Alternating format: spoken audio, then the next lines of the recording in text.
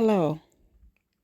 Thank you for tuning into Tapestry Thursday, your midday manna, providing you with biblical principles in your wellness care. Today we're going to look at the juniper tree. We're going to see how it was used in 1st century. Take a walk down history lane and fast forward to today and see how we're using it in 21st century. In the scripture, the juniper tree symbolizes divine provision. It symbolizes resilience, unexpected provision during deep despair, and quiet refuge in the harshest deserts of the Bible. The plant translated as a juniper in Older English Bible is actually the white broom tree. It grows as a dense bush in arid regions. Despite its harsh conditions, it provides a vital canopy of shade. In 1 Kings 19:4-8, the prophet Elijah fled for his life into the wilderness from Queen Jezebel. Exhausted and afraid, he collapsed under a juniper bush. He prayed for death because he felt completely overwhelmed. The juniper marks a physical boundary of human limits. Elijah reached the end of his own strength. The lonely shrub became an accidental sanctuary for a broken man. While Elijah slept under the plant, an angel touched him. The angel told him to wake up and eat. God met the prophet in his deepest valley of depression. The prophet found a hearth cake baked on hot coals and a jar of water. This simple meal provided miraculous physical restoration.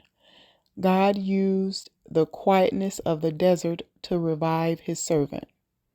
The angel returned a second time to feed Elijah. The food gave him strength to walk for 40 days and nights. He traveled all the way to Mount Horeb. Elijah entered the desert wanting to quit life entirely. He left the juniper tree re-energized for a new prophetic mission. The stopover shifted his perspective from final defeat to divine assignment. Let's turn to Job 34. Job chapter 30, verse 4. Job mentions the juniper in connection with the extreme destitute. Desperate outcasts in the wilderness chewed on its bitter roots for food. The plant highlights severe hunger and social rejection. Next, we have Psalm chapter 120, verse 4. The psalmist compares deceitful tongues to sharp arrows of the warrior with coals of the broom tree, noting that the wood of this plant burns with a fierce, long-lasting heat. Juniper wood creates an exceptionally hot and long-lasting charcoal fire. The imagery represents severe, piercing judgment against deceit. The shrub thrives where other plants wither away. It represents the capacity to endure severe spiritual and environmental trials.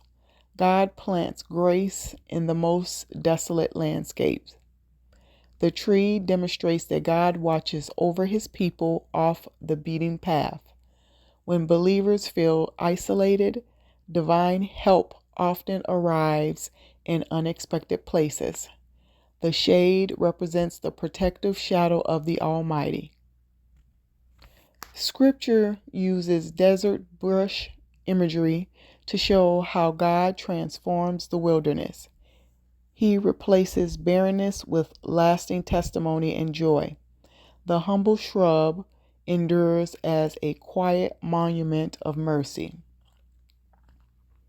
The key biblical passages that I used are 1 Kings chapter 19, verse 4 through 8, Job chapter 30, verse 4, and Psalms chapter 120, verse 4.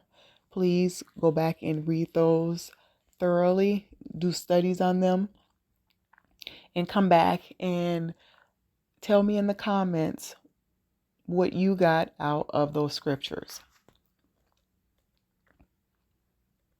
Some of the core meanings of those scriptures that I just mentioned, it represents a place of rest. It marks a physical and emotional stopping point where a tired person finds safety away from danger. We discussed that with Elijah. God's provision, it represents the shade and the angel's food show that God cares for people even in dry, empty places. Tough resilience. The plant survives in harsh desert sands, representing strength when life is difficult. In the ancient Near East, this desert shrub was very common and served a vital, practical purpose for local desert travelers and workers. People valued the hard roots and dense branches of the white broom because they made exceptional charcoal for cooking and warmth. This specific charcoal was famous among desert dwellers for burning with an intense, fierce, and long-lasting heat compared to other woods. The overall context of Psalm 120 deals with the writer's deep distress caused by deceitful, lying neighbors who attacked him with their words. The sharp arrows in the verse symbolize the fast, piercing, and painful verbal attacks launched by these deceitful adversaries. Meanwhile, the burning coals of the juniper represent the severe, consuming judgment and retribution that fall upon the liar. Just as juniper coals hold their burning heat for a remarkably long time, the penalty for a false tongue is enduring and biting. The metaphor warns that malicious speech is not a temporary or harmless mistake. It carries a lasting consequence like a glowing ember. Scripture frequently compares the human tongue to a fire, and the juniper plant provides the ultimate picture of a hot, dangerous flame. Ultimately, this fiery plant imagery reminds readers that God sees the damage of slander and administers a precise, powerful justice. In Job 34, the text mentions the juniper as part of a bleak picture of extreme poverty. Job describes outcasts who are forced to live in the wild and eat strange things. This verse uses plant imagery to show the lowest depth of human suffering.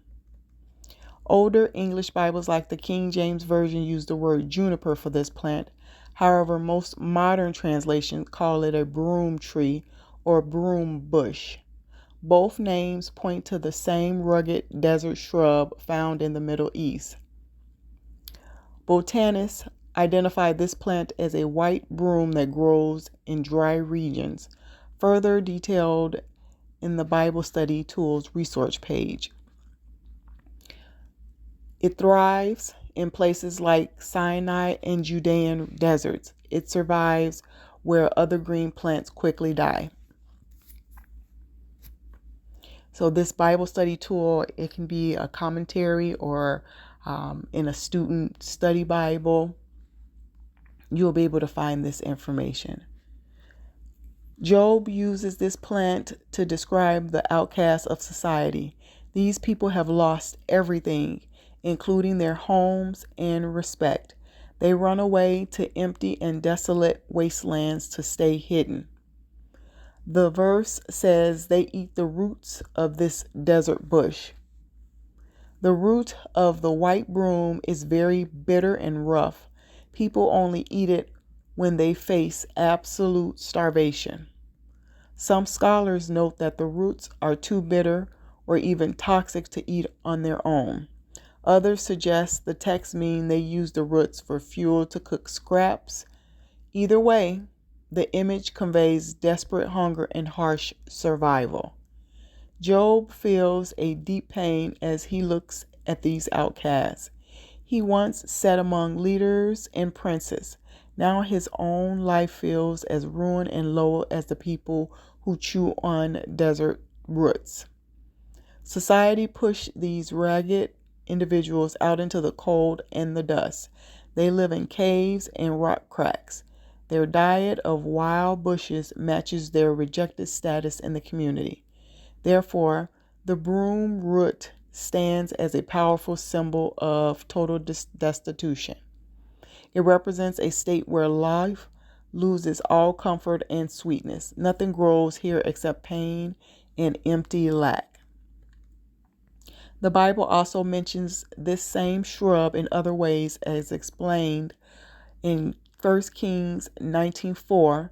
The prophet Elijah finds a bit of shade under a broom tree where he wants to die.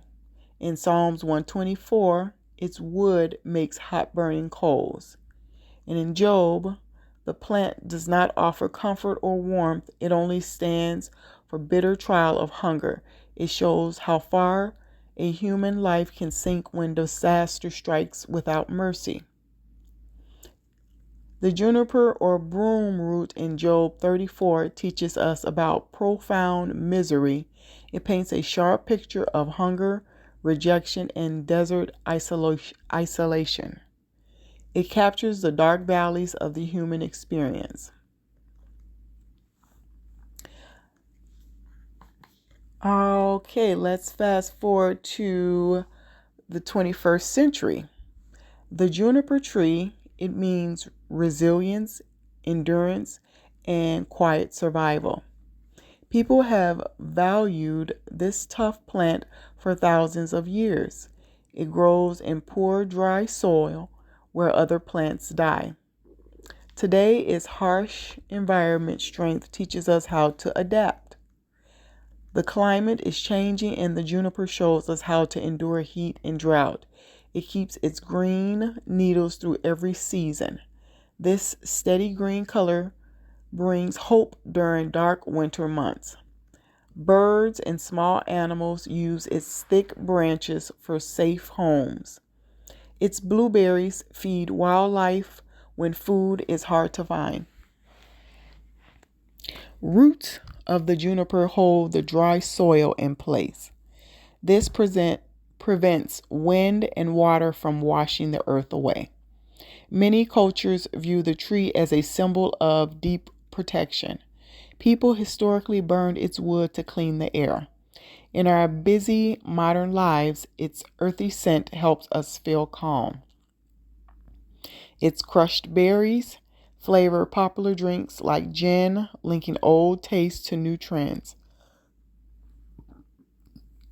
Herbalists still use its oils for natural healing and comfort. Gardeners plant it today to save water in dry yards. It needs almost no care once it starts to grow. The tree reminds us to stay strong when life gets hard. It stands as a silent guardian of the changing earth. So the juniper tree, which is part of the Cypress family, we have said on a couple different instances that it grows in harsh, cold climates over the northern hemisphere. And this is just to summarize. The plant, it has sharp needle-like leaves. It's small, round seeds. It comes and looks like a blueberry. So when it grows on the tree, it's almost in a cone shape, and it looks like a blueberry.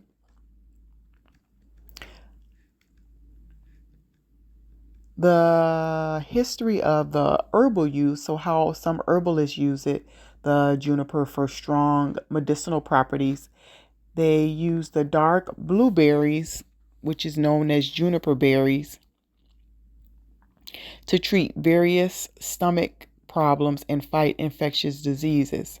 Native American tribes use juniper wood for bowls and burn the needles to purify the air in sick rooms. Herbalists use juniper as a diuretic. A diuretic is a substance that helps the body produce more urine to flush out toxins. This flushing action helps support a healthy urinary tract. It can soothe minor bladder issues. The juniper aids digestion. Herbalists also recommend it to break down heavy foods and ease painful gas or bloating. The essential oil of juniper helps the respiratory system. Inhaling the steam will clear mucus from your lungs. And if you apply it directly to your skin with a diluted salve, the juniper will help relieve stiff joints and sore muscles. Herbalists prepare juniper as a tea, a tincture, or an infused oil. A tincture is a concentrated liquid extract made with alcohol. Despite its benefits, juniper comes with strict safety rules. If you're pregnant, of course, you'll want to avoid using the juniper because it can trigger your uterus to contract. Also, people with weak kidneys should avoid using juniper products. You'll want to consult your physician, of course. Some of the culinary uses for juniper. It's used most commonly to flavor the most popular alcoholic spirit called gin.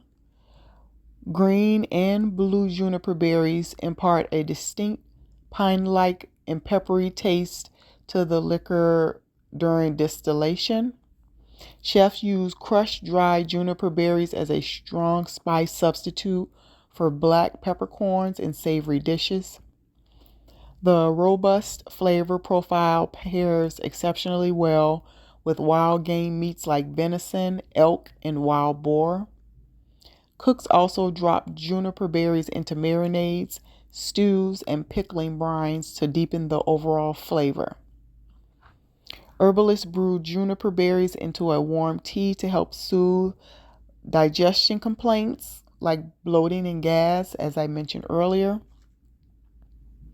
Some traditional preparations use the plant as a diuretic.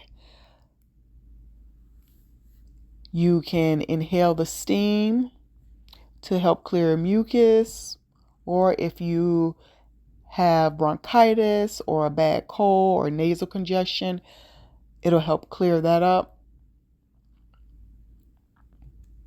Natural compounds in the berries contain antioxidants that support overall cell health and fight inflammation. Essential oils extracted from juniper needles and wood create a crisp, woodsy fragrance for home diffusers. This oil purified properties make it a popular addition to facial toners designed for oily or acne-prone skin. You can chop juniper greens, mix them with white vinegar to make a strong, natural all-purpose household cleaning spray. Campers peel the fibrous outer bark off wild juniper trees to use as a dry tinder for starting campfires. The dense, rot-resistant wood or larger juniper trees make durable outdoor fence posts and rustic garden furniture, an excellent addition to any outdoor or indoor aesthetic. Gardeners plant low-growing shrub varieties as tough ground covers to prevent soil erosion on slopes. So there's all different kind of ways that the juniper tree or the juniper oils is used. These are just some of the ways that they're used in 21st century or in today's usage. If you would love to share how you use or your experience with using juniper, Please share with the community. We would love to hear your experience. You can drop it in the comment or you can email it. Keep your emails coming in. I have been getting tons of emails. I will be going through them all and compiling all of your requests. I have some that are asking me to do a teaching on certain herbs or certain teachings, and so that there will be more to come on that. I want to thank you for tuning in. Thank you for being a part of this community. I hope that it was something in this teaching that you were able to resonate with, that it was the hug that you needed. I hope that you are doing well on your healing and wellness journey.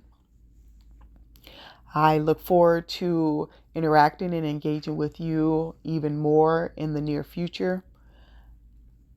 Drop your comments below.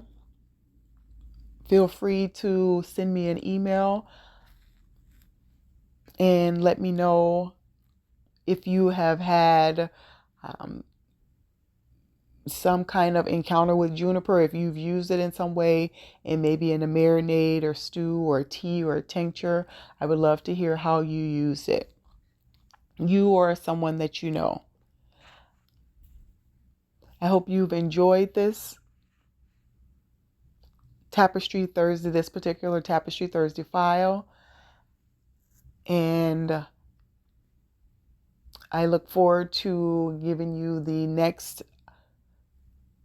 file. They come out every last Thursday of the month. So I look forward to what we will discuss on the last Thursday of September.